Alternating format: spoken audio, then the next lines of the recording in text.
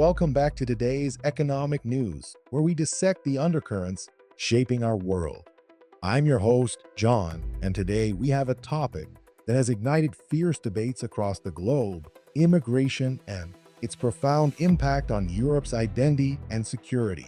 As the White House warns that Europe could become unrecognizable due to mass immigration, the implications of this potential transformation are staggering.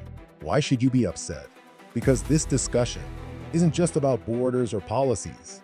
It's about the very foundation of national identity and the staggering economic weight it places on taxpayers.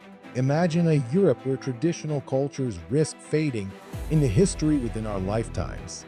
Today, we'll explore the consequences, the costs, and what this means for you as taxpayers. Before we dive into today's alarming forecast, let's take a step back and look at the whirlwind of historical and contemporary forces that have led to this point.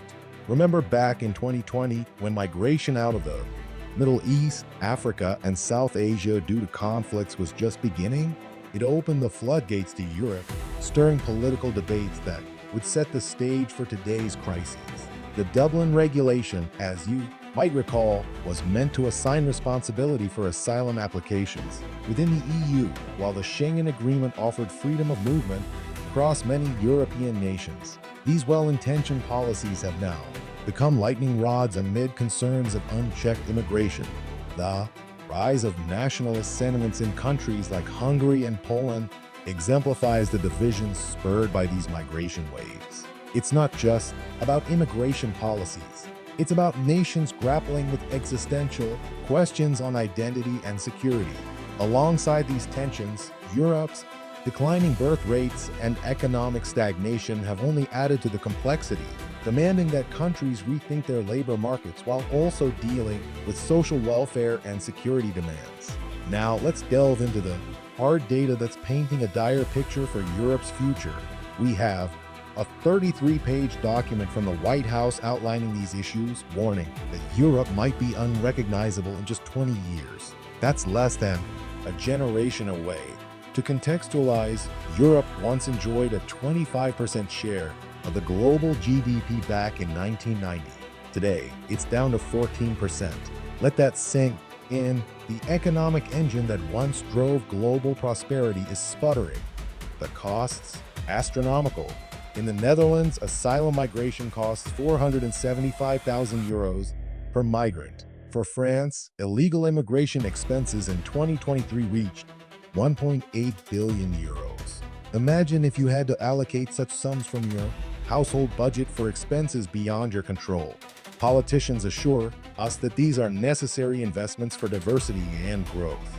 But do they think we are blind to the holes in this narrative?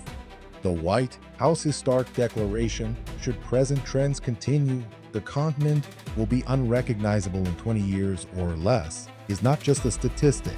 It's a ringing alarm.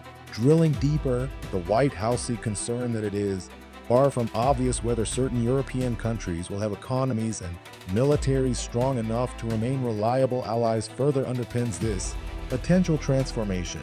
Consider the possibility, a Europe where demographic shifts redefine alliances, challenging the NATO framework itself. Does that evoke confidence or fear?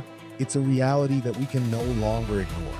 This brings us to a crucial libertarian perspective. First, take a look at the notion of inflation and theft. As the influx of migrants escalates, so too do the demands on social safety nets, driving up welfare costs and contributing to inflation. This is a blow to taxpayers as their purchasing power erodes. People rightfully feel frustrated, seeing their incomes drained with little say in the matter.